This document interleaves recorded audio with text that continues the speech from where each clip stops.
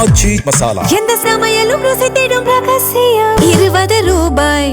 தமிழ்நாட்டில் பெண்களுக்கு பாதுகாப்பான சூழலை உருவாக்க முதலமைச்சரின் நேரடி கண்காணிப்பில் சிங்கப்பெண் சிறப்பு அதிரடிப்படை தொடங்கப்பட்டுள்ளது.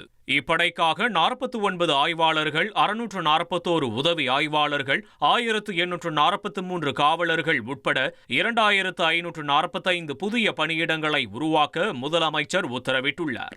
முதற்கட்டமாக 354 கோடி ரூபாய் நிதியில் 319 4 சக்கர வாகனங்கள், 101 இருசக்கர வாகனங்கள், லைவ் ஸ்ட்ரீம் பாடி கேமராக்கள் மற்றும் கண்காணிப்பு ட்ரோன்கள் கொள்முதல் செய்யப்பட உள்ளன.